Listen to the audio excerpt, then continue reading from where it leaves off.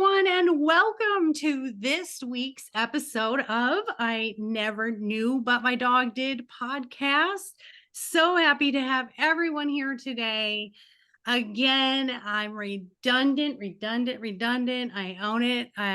Don't come for me because I love it. And when I say I'm redundant, it's because every guest that comes across my screen is fantastic. And I always think I'm going to run out of topics, and then I don't. And I'm glad that I don't.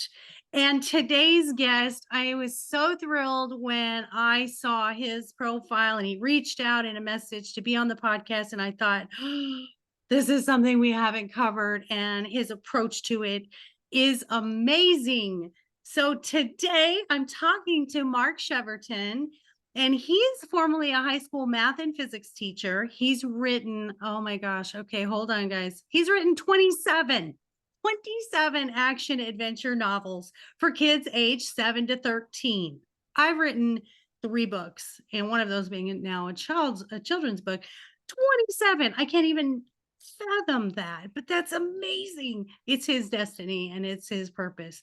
These books have appeared on the New York Times, USA Today, and Publishers Weekly bestsellers lists, and have been published in 31 countries across the globe.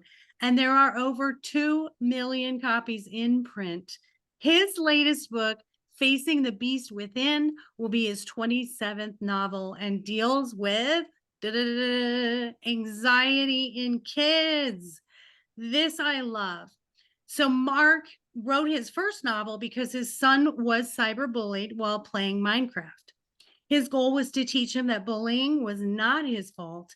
And just for fun, he self-published his book on Amazon, and the book made it to number 29 on Amazon's top 100 for all books. That is a huge accomplishment. Trust me. His most recent novel was inspired by his son's struggle with anxiety. While writing the book, he worked with a team of child psychologists and integrated their anxiety coping strategies throughout the story. So, with a very, very warm welcome, thank you for being here. And hello, Mark. Thank you, Maureen. I'm looking forward to our discussion. This is fantastic. And we were talking offline before we started. And my book that I wrote that I'm publishing is 0 to 6, and yours covers 7 to 13. So between the two of us, listeners, we got your kids covered. We got the whole market. It's right. We're starting them off right. So here on I Never Knew, we always start off with what I call a knee story. So, those moments that really bring you to your knees and you feel kind of hopeless, out of control, something's not working. I think the anxiety and the bullying with your son has got to be a really good starting point for us in your knee story. Tell us what was going on with your son that you saw. Yeah, so our son was, like many 7, 8-year-olds, obsessed with Minecraft.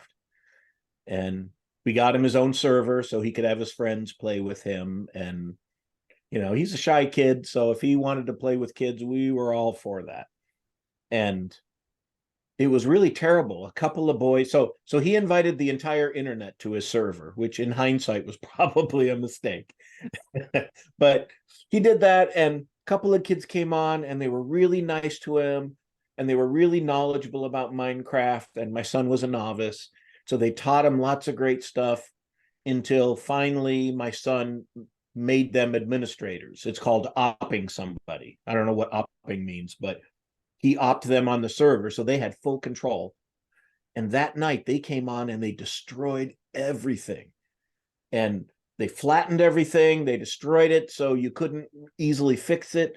And they made a video of it, and they called him just as vulgar, terrible names, made a video for YouTube, sent him the link. Thank you very much. And he was just so distraught. And they came back again and again and again. And the only way we could stop it was to just get rid of the server. Oh my and God. He asked me, this was the moment that he asked me, what did I do wrong to deserve this? And I said, nothing. And he didn't get it. And before this, I actually started my writing career before this.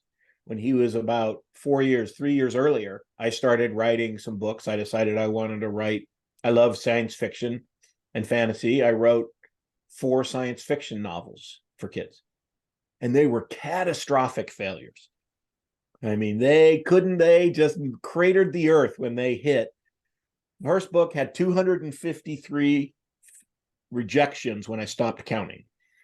The rejections kept coming in. I just stopped. I stopped hoping and wrote 3 more books, and those were just total failures. So I was ready to give up. And then this came up, and I knew I had to teach him that this wasn't his fault.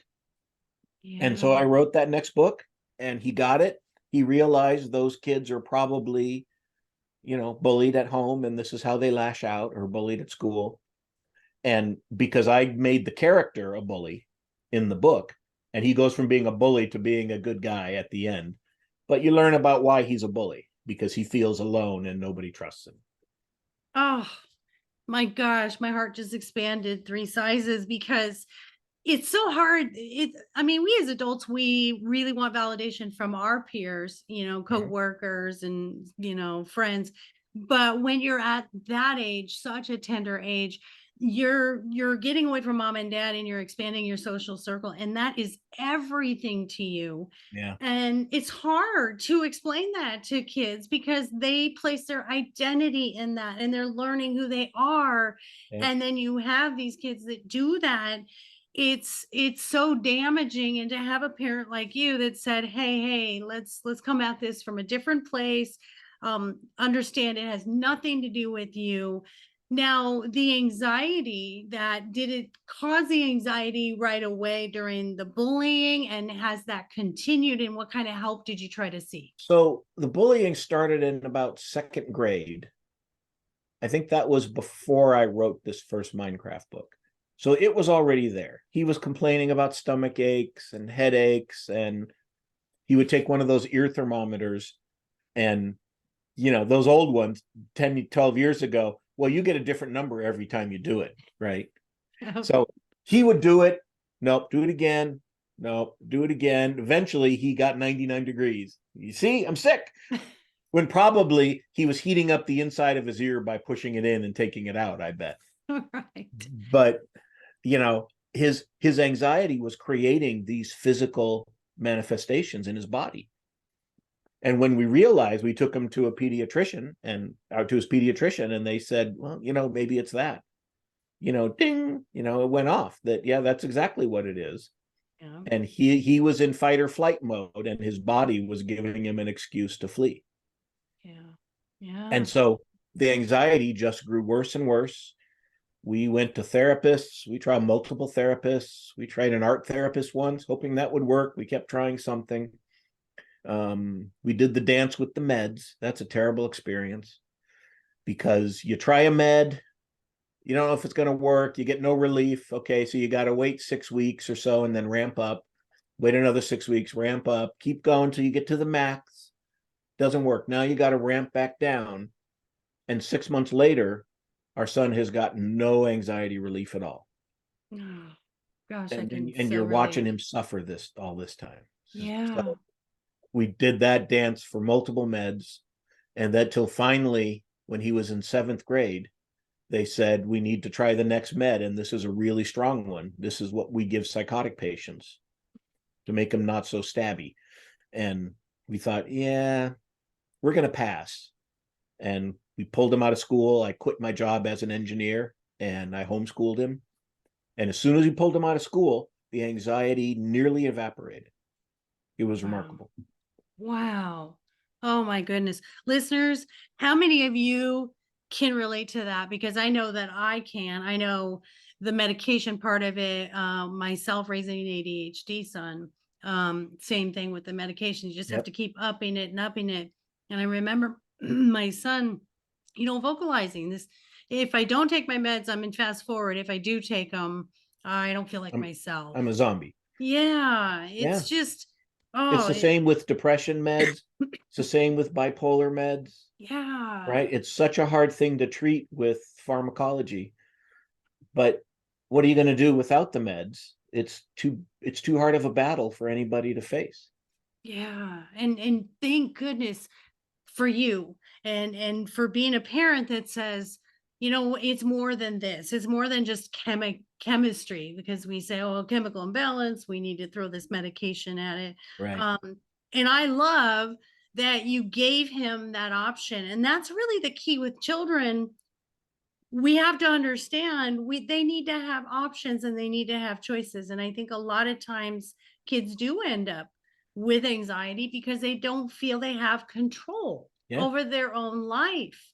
And when you Yep. said, let's homeschool, school does not feel good for you, let's do something different, and it changed for him. And the relatability of your books, I mean, how proud he must be of his father that he gets it. So many parents just don't get it. My son was also oppositional defiant and was on an antipsychotic, you know, Mhm. behavioral control. And uh, we do the best we can as parents. And I'm not beating anybody up, and I'm not going to beat myself up, because you and I, we did the best we could at the Yep. time with something we had no idea what this was about. And I'm so pleased that you're here, so anyone going through that gets that experience that we had to do better for their child. And Yep. I think that's fantastic. So how old is your son now? He's 20. He's a junior in college studying computer science, and he is just killing it. He is thriving. But Wow. let me tell you, the first day of college was scary because we removed the anxiety trigger. And what we learned while we were seeing, the last person we were seeing was a psychiatric nurse practitioner, and she was managing his meds. And she said, I think he has post-traumatic stress disorder. And something happened at school, who knows what. He could never tell us. He didn't know what it was he was afraid of. But she said that in very naive terms, because I didn't understand about the brain and the chemicals and all of that. But she said post-traumatic stress is a chemical injury of the brain, that you have hormones in there that your body has put there because it's in fight or flight mode, and they can't get out of the brain until you remove the stressor, so you're not in fight or flight mode. And so when we took him out, I think his brain had a chance to heal and be normal again. But then the first day of college, we're like, what's going to happen? This is really scary. And nothing. He was fantastic. He had no Wow. symptoms of anxiety. He went to class. He was happy. It was fantastic. I just love that. I'm so happy for him. I want to hug him. I just, you know, when you see that there's overcoming, and that's what this podcast is about, is learning from people who have overcome and gotten through it. It's just such a beautiful thing to be on the other side. And one of the most important things that I've been teaching my grandson, who also suffers from anxiety, are coping mechanisms, Yep. because we can change an environment, you know, but that's not always going to make the difference. I mean, it may Right. help, it's a factor, but the coping mechanisms are really a key Yep. factor. Because you're never cured, right? Yeah, right. What You did you you just teach your son about so coping? we used a lot of um just distraction techniques that I tried to teach him to meditate. I'm a huge fan of meditation. We did that once and he had a violent reaction to it because everything was quiet and all he could focus on was himself and his own thoughts, and it just magnified his fears. Yeah. And so that was a problem.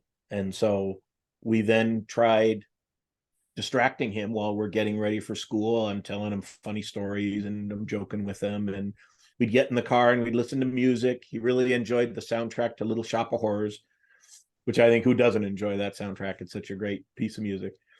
And we'd listen to audiobooks going in and just trying to keep him grounded and focused on something else. And that works for a while until it doesn't, like everything else, right? Yeah. And so we would try to do that as much as we can, but it just got to a point that he was so upset. The breaking point for me was when we had the school's head of psychological services meeting us every day to help get him into school. And one time I called her and said, I don't think we're going to make it in. I'm out in the parking lot. And she came out to the parking lot and said, come on, Jack. And she grabbed one arm and she had me grab the other. And we basically carried him into the school. And he's crying and crying. And, you know, he was so upset, and took him into the room, and he's looking back at me and he's just begging me to take him home. He's so upset. I'm about to cry, you know. And so I realized that what we were doing, where he was having these violent emotional outbursts, that can't be helping, right? It can only be making it worse. And so after that, I said, no more. I said, we're not doing that. If he's that upset, I'm taking him home, because this is just making everything worse. Yeah, reinserting some trauma in there. I mean, it's traumatic enough what he's going through, and then we're now sort of compiling the trauma on with the force tactics. Yeah. And it's not, no, it's not your fault. It's, you're doing again the best that you can at the time, thinking, well, he has to have an education. Yep. What other option do we have? And Yeah. you found the other option. What you said about the chemistry, the PTSD and the chemistry. So cortisol is a stress hormone Mm-hmm. that over long periods of time ends up doing damage to our bodies, both mentally and physically. Physical ailments like stomach issues, headaches, pain, all over pain, chronic pain. As we get older and we've been doing this stress thing continuously with no meditation or no coping skills, we deteriorate our physical being and our mental being, obviously. So I Yeah. love that you recognized that this isn't working. I'm inserting more, and I'm not going to do this anymore. And the instantaneous observation you made, where it was like, oh my God, that's all it took, was removing him from that situation. Right. And he figured out how to cope outside of that. Yep. And so this person was a PhD in psychology, and you know, we're naturally intimidated by that. And she's telling me she knows, force him in, he'll be upset, but the time he'll be upset will get less and less and less until it goes away. That was not the case. And this was the only tool left in their arsenal, so they didn't know what else to do. And so I stopped bringing him in. They had a meeting. They started having teachers tutoring him after school, and I'd bring him in at 3 o'clock, and that worked for a while until it didn't. And then he couldn't get in to do that. And so finally we said, nope, you're pulling him out. I found in in my coaching, I don't do children. Maybe I should, because I feel like I get them. I get children and dogs more than anything. So Yeah. maybe I should go to children. But I have found, and tell me if you agree with this, I have found that I used to lecture my kids, when I was younger. And now that I'm raising my grandson, of course, I'm so wise now. I know everything. But what Yep. I have found that's different, that's working, because I now have a grandson with ADHD and I had a son with ADHD. What I have found now that's different raising my grandson is choices. I give him choices, and I also encourage solution. So I'll say Mm-hmm. to him, okay, that's really a problem. And I know that's really upsetting you. And he'll text us all day long what he's going through. And I'll say, let me know how you get through that. Or let us know what you found was a good solution. And it's almost like there's only one expectation: you can get through this. And Right. he does. What do you think about that? Are choices a good idea? Yeah. They actually criticized me, the psychologist at the school, that we'd go in and they'd say, we'd get him in the front door, but he's really upset. And okay, now your only choice is we got to go to class. And I would say, no, that's not your only choice. If you don't think you can make it, we're going to go home. And they would get so angry with me because they'd say, you can't give him choices like that. And I would say you can't have him hysterical in tears and think he's going to have a good experience. Right. It won't. And so he was, I think, old enough that this was in seventh grade.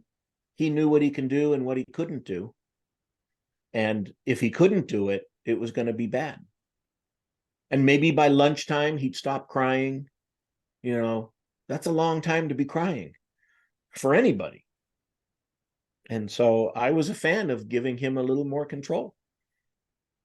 I think that's fantastic. By not giving him a choice, you actually insert more trauma. Yeah, you Um, you that's you a amplify the anxiety because now his fears feel true. yes. And that's the thing with anxiety that I emphasize in the book is the fears are a lie.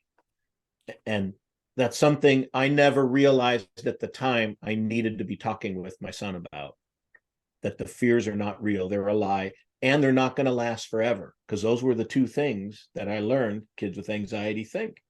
The fears are real and they're going to last forever, and how am I going to survive this? Yeah. Oh wow. And that is anxiety. I mean, that's the very bottom core foundation of anxiety is fear of the unknown. And Yep. the unknown is not having a choice in the Yeah. matter. And I love that you integrated that into the books, and I want to dive deeper into that. So you consulted with these child psychologists, and tell us how you integrated it, yet it still engages children who are going through these types of things. So I gave them the book when I had finished writing it. We have a friend who was, my wife teaches at a college, and she had a student who majored in psych and got a PhD and started her own practice. That's Dr. Jen in the book. And so I consulted with her on all of the books I've written, because every book I write has some theme. Like the first Minecraft book is about bullying because of my son's incident. The next one is about anxiety, and the next one's facing your fears and sibling relationships. I recognized early on that I had a megaphone here that I can talk to kids with, and I don't want to ruin that opportunity and tell them things that I think they ought to think about. So I asked Jen, can you look at this? And I told her what the book was about, and she said, I'll give it to everybody in my practice and we'll all look at it and we'll all give you feedback.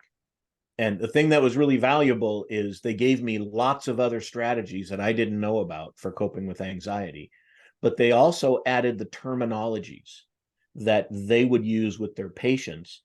And so now when a kid's reading the book, they're going to hear what their therapist is telling them echoed in this story. Uh, But I yeah. didn't want it to be an info dump, right? Everybody hates an info dump.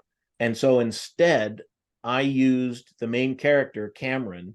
I used his character arc of him having trouble confronting his fears as the vessel to insert those coping strategies. I'd put him in a difficult place, and then he would go through all this internal messaging, because that's what kids with anxiety do, is they're thinking about it in their head and they're lost in their head rather than in what's around them. And I use that to deliver these coping strategies and the lessons from the therapist. Wow.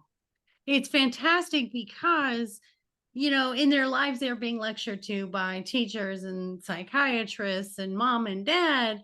And like you said, no info dump. It's relatable. And now they read a book and they feel this sense of, I'm not alone. Yep. Someone wrote about this and they And get that's it. me, right? Yes, that's what's fantastic about it. I think about that when it comes to song lyrics. When I Mm-hmm. hear a song that touches me, I think that person went through that exact same thing that's evoking that emotion in me. Right. And that's what you did with these wonderful books, and the relatability for these kids to finally feel understood and seen, and without being lectured to, but feeling like they have a friend in your character. Right. So I tried to make Cameron as relatable as possible, because and I think I've developed a knack for that from writing 27 books. Um, that they root for Cameron. They want him to be successful. They want him to master his anxiety, and that has to transfer over to them, to the kid somehow, to the reader, that they're going to see themselves in that, and hopefully they're going to see what Cameron does to confront his beast, and maybe they'll try the same thing. I hope. Yes, I love it. And I'm going to go into life coaching mode for a minute. When you said your first books were catastrophic, it's through those experiences of quote unquote failure, which I don't feel anything is a failure in writing. If you Well, wrote it, it it was certainly felt like it, let me tell you. I know. I know. And any of us who are authors, we never go out there hoping, or not hoping, but expecting to make $1 million. And if you are Yeah. writing expecting that, you're You're in probably for a painful lesson. yes. And I love though that you also entail the theme of ink, which is you just kept writing. You didn't stop. And those experiences that we go through that bring us to the next place. I had to go through what I did to become this life coach to Mhm. be able to help others. So you did that. You found a purpose in Jack's pain, Yep. in Jack's suffering. And what a gift that people give us. I always say, like, Jack is your greatest teacher, isn't he? Yep.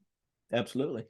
And Wow. he's certainly the most courageous person I know, because he was facing this turmoil every morning, knowing what was coming, and he was still trying. I mean, it's brutal. Yeah, he didn't give up. He didn't give No. up. And the point being, he didn't give up because he had a father who wanted to understand him. He had a father who cared to say, I want to figure out what works for you. And we do have a lot of teen suicide. We have a lot of children that have these feelings and they feel so helpless and hopeless that Yeah. they give up on life, and especially bullying.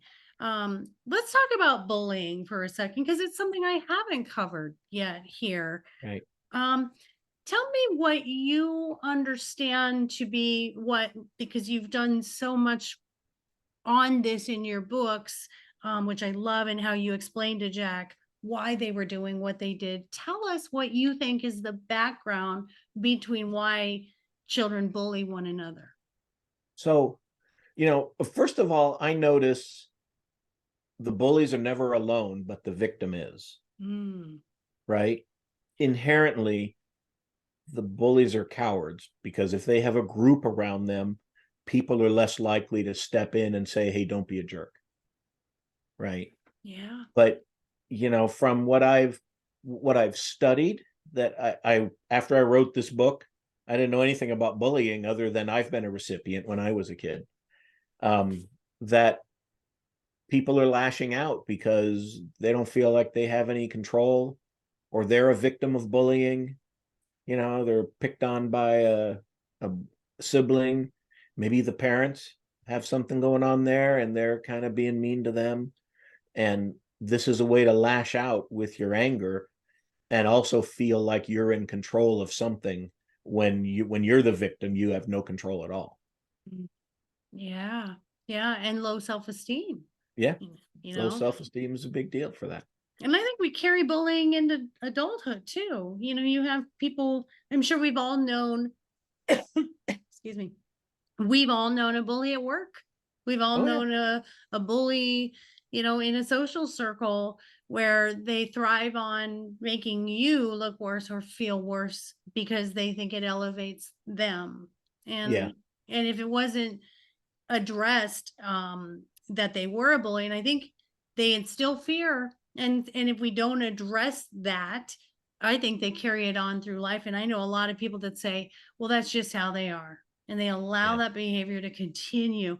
What do you think would be beneficial in our schools to help children with, first of all, accountability of the bullying? And I know they're really anti-bullying and they say that they have things in place, Yeah.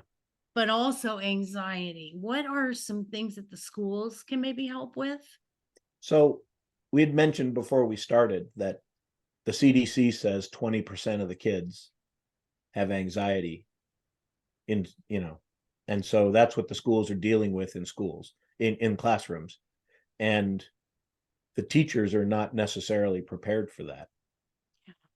And to train the teachers, yeah, I don't know how you deal with that. I had a student one year that had severe anxiety, and sometimes I'd look up and she's just in tears in the back of the classroom. And I don't know what to do. I can't just let her sit there and weep. Everybody knows she's doing it, but nobody's looking at her. Sometimes people would cast a glance, but I feel like I got to do something. So I would take her out of class and we'd sit in the hallway and we'd talk until she calms down. But now I've left my classroom unsupervised. And if a fight breaks out or somebody gets hurt and I'm not in the classroom, I'm in serious trouble. I'll probably lose my job. And I don't know how to deal with that. And I know there's talk about President Biden has some big initiative on dealing with mental health in schools, and they're trying to do some things. I don't know much about that. I should, I suppose. But to train all the teachers is a Herculean task, right? I mean, the cost of that is off the charts. And I don't know what you would give to teachers when they have to manage the whole class, but 20% of them have anxiety. It just seems like such a monumental task. I don't know how it's manageable. Yeah, that's really well, and unfortunately, the classrooms are oversized anyway. So, Sure. a teacher is already maxed out with being able to give attention. There's not a lot of one-on-one. Yep.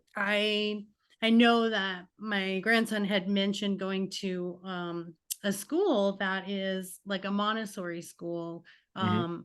but there's no tuition. But it is a smaller classroom because he doesn't care about the sports. He doesn't really care Yeah. about dances or anything. But it's a Um, smaller classroom, but he has more control, yes, right? that's it. And I gave him the option, and he's been doing so well that he actually said, I think I might stay over here at this one. So he's making that Wow. decision. He's making the choice. He's learning to cope, and he's just fantastic. And I think, and it might be sidebarring a little bit, but I think that a lot of children today are highly sensitive. And Mhm. so I feel like my generation and your generation, we were kind of like shut up and put up, and Yeah, and just do we it. we don't really care how unhappy you are. I mean, really, Right. I don't think my parents cared if I was happy or not. They just cared if I was in the right Right. place. But the educational system is the same as the one we grew up in, Yeah. right? That Yeah. hasn't changed for all the kids on the spectrum, all the kids with anxiety and ADHD. Um, it hasn't adapted there, Mm. which is a challenge because there's so much inertia there of lots of older teachers that have been doing it this way for 20 years. They aren't going to change. And schools are expensive. And are you going to make more schools with smaller classrooms? What politician's going to offer up to raise your property taxes to pay for that, right? Yeah. If they do, Right. they're done. Oh my gosh, you're absolutely right. And you make such a good point that the system hasn't grown with the needs of the children. That it hasn't changed with what the changes are necessary for today, because children are they're also allowed to speak more freely of what's going on, which that I love. I think we've Yeah. done great as a mental health advocate myself.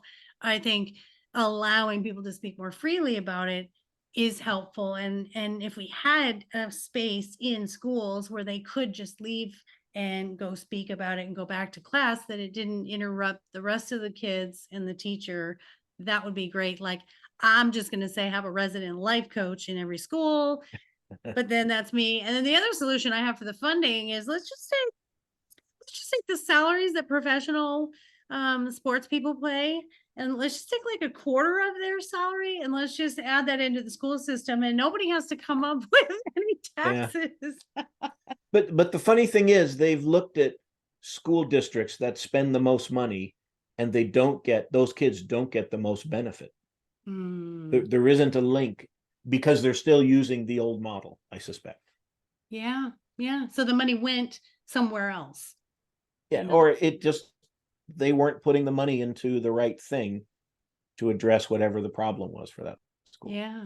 And I'm going to say this as a parent of someone who had a child that had needed these extra accommodations.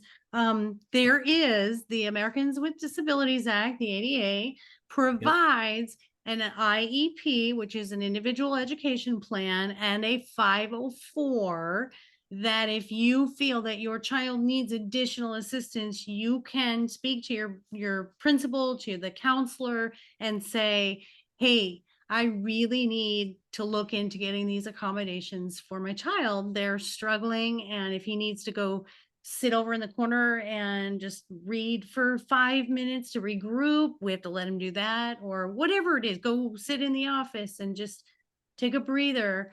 Yeah. There are accommodations for that. Legal wise, you are allowed to ask for that for your child.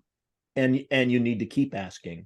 Yes. Because the school only has so many resources, and they don't want to give up everything, and they'll try to not to be malicious, but they'll try to beat you down a bit because they don't want to give up too much, because they only have so much money and they can only do so much. And so people who are trying to get an IEP and are working out the terms of the IEP, you have to keep pushing because you're the advocate for your child.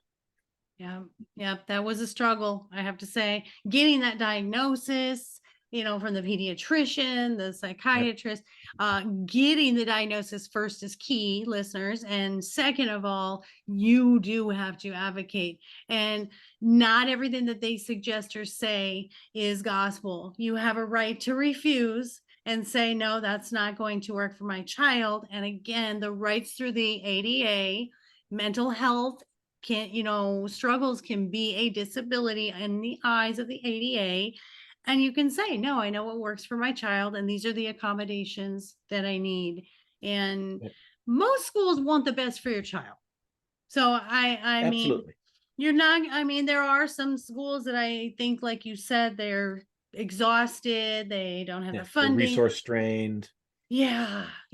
But it's, in the end, the only thing that matters is your own child, and no one will advocate the way that you do for that child. So I just think this is so fantastic. So I want you to share with everyone where to find your novels, where to find you if they want to comment or contact you. And just, I want you to toot your own horn right now, because you deserve it after 27 novels. So you can find my books anywhere online. If you type my name, Mark Cheverton, on Google, you'll get a million hits. But they're on Amazon, Barnes and Noble, Kobo, Lulu, all the different online sites. They're everywhere, including Facing the Beast Within. Nice. So they're not hard to find. If you go to my website and you click on themes on the top of the site, you'll see all the themes for all of my books. And I like telling that I had a parent reach out to me and say their child really loves my books, but they always see the negative in life and they never see the positive. And do you have any advice or anything? And, what do I know about that? I said, I don't know. I made something up, tried to help them. But I told them, but I'll tell you what, I'm going to make my next book about that. And so the next theme was about trying to see the positive rather than the negative in life. And I wrote that book, and then I sent her son a copy and signed it. And maybe that helped. I don't know. But you can see all the themes there. I know for me, when we were going through this with my son, my therapy was I was writing these Minecraft books. I was on a contract that I don't know why I'd agreed to this. I had to give him a book every other month. And so I was just typing with fire coming out of my fingers, right? I did that for like 2 years. I never got sick. I don't know how I didn't get sick, but I just wrote all the time. And when I look back at the books that were in the darkest part of my son's anxiety, those were the darkest books too. I was releasing my emotions there, and that helped me a ton. And I wonder if that wouldn't help kids who are struggling with anxiety. when I started writing my Minecraft books, the strangest thing happened. Kids started sending me their own stories just out of the blue. And I'd get one and then two and then 20 and then 50. And so I've gotten over 1,000 of those that are all on my website on a fan fiction page that you can click on at the top of the screen and see them. And if a kid writes a story and they email it to me, I'll post it on my fan fiction page so that they can Oh, see it there. I love that, because what you said was, in the darkest times I was writing and it helped me. It's an outlet. And Absolutely. so for these children to be able to write to you and see their story out there and see other stories too is another way that Yep. you are helping so many kids say, you're not alone, we're all in this is not uncommon, and look, share with everybody else. What a beautiful thing. Now, what is your website address? markcheverton.com. That's Cheverton. And you'll see the fan fiction page at the top. You'll see the themes at the top. You'll see something called writing tips, where I started making tips on strategies that myself and other professional authors use in writing their stories. And I'd make a little 10-minute lesson for kids, and I'd make a video and post it there. Quite a few elementary school teachers use these in their classes to teach creative writing. Look And at so those are you. always there, and they're always free, and people can look at them and then go try to apply that strategy to naming their villain and their protagonist, and then write a story and send it to me. I love it. From Jack's struggles to you still being able to utilize your teaching as well as the community part of this for the children. And because I write nonfiction, I always admire fiction writers, because to get someone to fall in love with a character and to be so creative, I admire that. And I think that's just a fantastic thing. It's kind of funny that I admire nonfiction writers, because when you're writing nonfiction, you can be wrong. Mhm. And people will come out and not be shy about telling you that you're wrong. But when you write fiction, they could say my story wasn't any good, but they're not going to say I was wrong. I never thought of it that way. Thank you for that perspective. Yeah. I've won over 11 awards for my 2 books. I did have only one bad review out of all of them. And it was someone that was quite threatened. Because they were in the counseling realm and I'm in the life coaching realm, and they Yeah. were not happy with the success of all my clients, which is terrible to think that someone wouldn't want success. My bad review was somebody compared my first book to an undercooked microwave burrito. And I wish I could find that review, because it was so eloquently written and it was so offensive, but the writing was fantastic. It just made me laugh. Maybe they took your writing course. Maybe so. Maybe so. Well, you are such a joy. I knew this was going to be an amazing podcast. I knew this was going to be an amazing subject matter. I think you are such a bright light in this world. And, Thank you. joining me and giving me this hour to myself and my listeners is just such an honor. And I'm always, always grateful for that.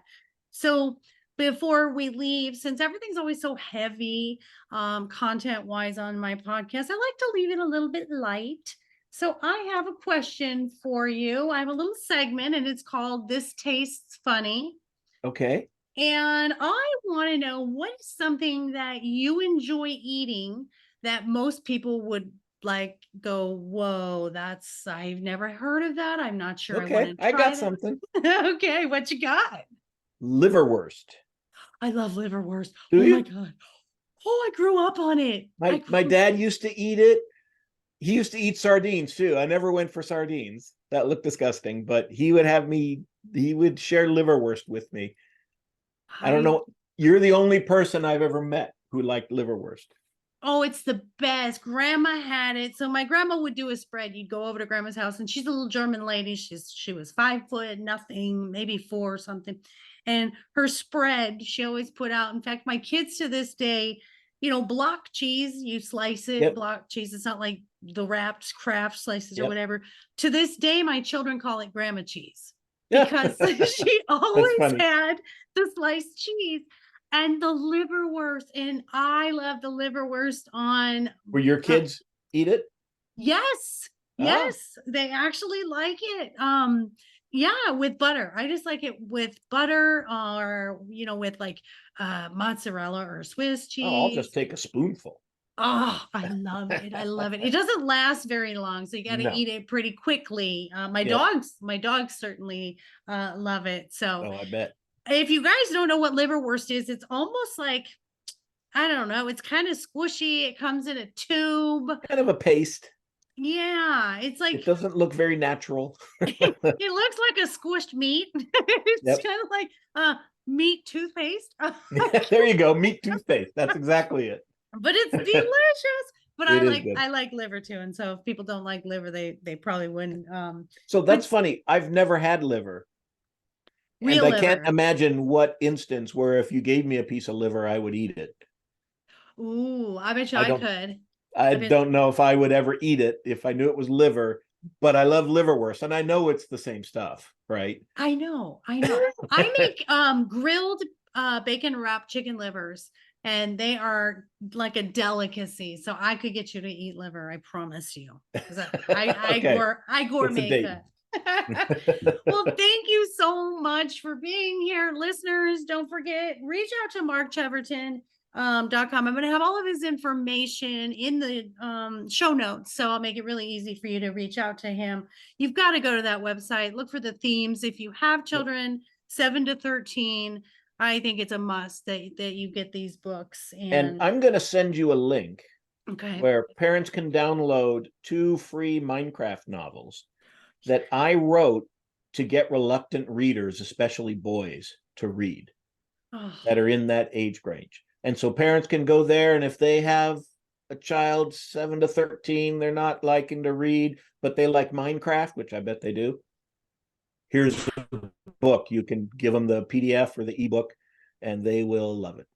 oh, I love that so much. And make sure, guys, when you go to Mark's webpage, make sure that you mention you heard him on Ink, because we really want to make sure that we are spreading the word, and that maybe we'll even, yeah, we'll offer that link when you go to his website and mention Ink. I think that would be a fantastic way to bring some people to your website. We need visitors to your website. We'll boost that SEO. There Woo! you go. They can send me an email, Yes, mention yes. ink. There's a thing on there to send me an email, and you mention ink, and I'll send you the link to these books. There you go. I love it. Collab. All right, folks. Well, thank you all for being here, listeners. As always, I am so excited about building this community.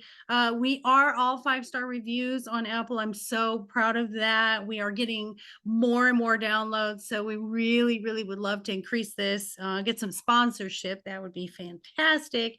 If you need any life coaching or any couples coaching, any confidence coaching, please don't hesitate to reach out to me at lifecoachmaureen.com.